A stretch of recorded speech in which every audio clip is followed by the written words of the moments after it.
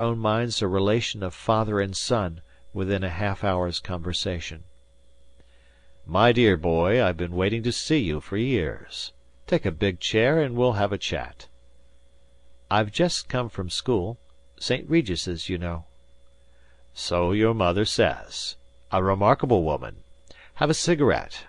I'm sure you smoke. Well, if you're like me, you loathe all science and mathematics." Amory nodded vehemently. "Hate 'em all. Like English and history." "Of course.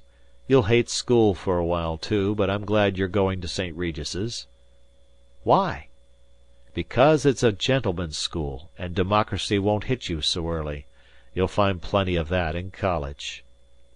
"I want to go to Princeton," said Amory. "I don't know why, but I think of all Harvard men as sissies, like I used to be, and all Yale men as wearing big blue sweaters and smoking pipes." Monsignor chuckled. "I'm one, you know." "Oh, you're different. I think of Princeton as being lazy and good-looking and aristocratic, you know, like a spring day. Harvard seems sort of indoors." "And Yale is November, crisp and energetic," finished Monsignor. "That's it." They slipped briskly into an intimacy from which they never recovered. "I was for Bonnie Prince Charlie," announced Amory. "Of course you were. And for Hannibal." "Yes, and the Southern Confederacy." He was rather skeptical about being an Irish patriot. He suspected that being Irish was being somewhat common, but Monsignor assured him that Ireland was a romantic lost cause and Irish people quite charming, and that it should by all means be one of his principal biases.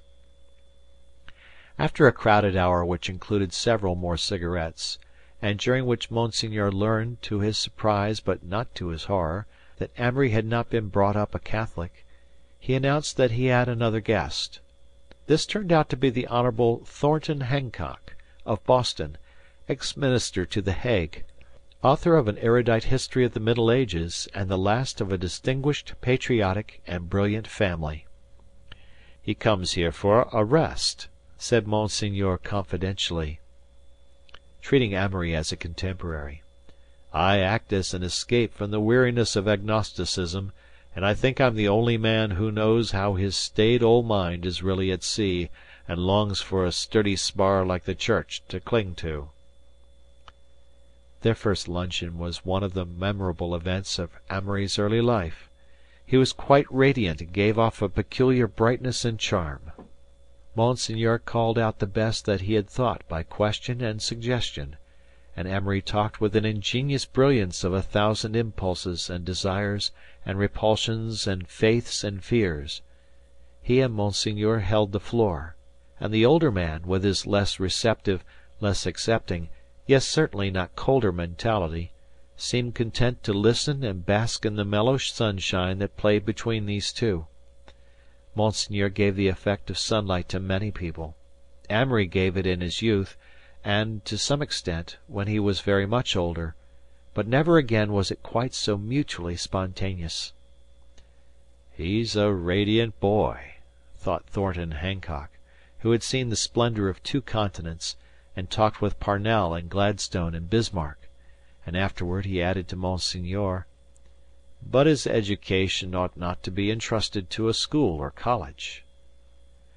But for the next 4 years the best of Amory's intellect was concentrated on matters of popularity, the intricacies of a university social system, and American society as represented by Biltmore teas and Hot Springs golf links.